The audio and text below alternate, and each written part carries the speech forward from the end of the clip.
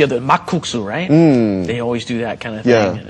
Yeah. Actually, the pear thing, that's kind of a secret. You know, like many people don't, you know, some people will do the pear into the gochujang sauce. Yeah. But a lot of people will just use vinegar. So, okay. To add the acidity to it. Yeah. 산 같은 거 추가하려면은, so some people use vinegar instead of pears. Yeah. Like, and they have sweet vinegars here, like the apple vinegar or something like that. Yeah. Actually, one of my favorite sauces is the chogochujang, the vinegar. It's and chili paste. I like to put that on everything. You know, I think it's even better than cocktail sauce. Okay. Yeah, because it's got that acidity to it. You know. Now you have to explain cocktail sauce. Oh. Cocktail sauce, ladies and gentlemen, is ketchup and horseradish. Right. And horseradish is like 겨자냉이? It's like wasabi. Yeah. And you use that. But it's a Western version. It's white. You grind it up and you put it in with ketchup. Right. And then we eat that with shrimp mostly, right? Yeah, usually with shrimp. 새우랑 같이 먹고. And so you prefer to substitute chogochujang instead of the cocktail sauce, huh? Yeah. I think it's just got a better texture to it. It's got a bit more spice, and the vinegar just kind of balances the flavor. It's very nice. Okay. Interesting. Lots of cooking secrets. You did some cooking at one point, didn't you? Yeah. Tell us about your cooking history or your chef history. Well, I mean, when I was growing up in the United States, I was a writing major. I wrote plays, like theater plays.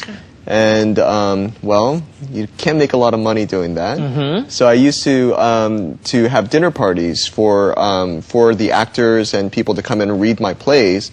And pretty soon people were coming just for the food instead of coming for the play. And then people asked me to start catering their dinner parties and catering different productions. And so I started a catering company in the States, and then later on I worked in restaurants, and then I was like, okay, I wanted to see more of the world, and so I came to Korea. And so after your culinary experience, it kind of naturally came that you would come over and start doing these other things. No, actually, I was a teacher when I initially came. I was a writing teacher. I used to work at elementary schools, and then the writing started taking off, and then I started to focus more on my food writing and on this career. Okay. Yeah. So you must have had some very interesting experiences with your tours, even though you don't do them so much anymore. Did you have any very memorable people from your tours? Who's the most memorable person and the most memorable experience of one of your tours? We had a group that really wanted to go to the Noribangs. So this was after we did the whole tour, and they were from Belgium. And Belgium, so they had a little beer. They were a little drunk. They had a lot of beer. Okay, they were very drunk. Yeah. No, they weren't. You know, they weren't like falling over drunk or anything like that. But they preferred beer. And actually, they said something very interesting about makgeolli. They said that makgeolli was like almost something that wasn't quite finished, so they didn't quite like the makgeolli. Oh, really? But they loved Korean beer. They drank. You know, they liked the Korean beer with all the stuff that we went to. Yeah. I always call makgeolli. Some people call it rice wine. I call it rice beer. It's closer to a beer than to a wine. Thank you. Yeah. I'm right. Okay. But from a marketing standpoint, I think a lot of people have chosen wine. Yeah. Yeah. But I agree. But anyway, we went to a Noribang afterwards, and we just ended up singing and stuff all night, and they wrote us a letter back saying that, you know what, that was the best night that I've had in Asia. And they said they can't wait to come back to Korea. Yeah. Wow, very good. The best night in all of Asia. Yeah. So they had been traveling. They had been traveling many places. So they had a really good time.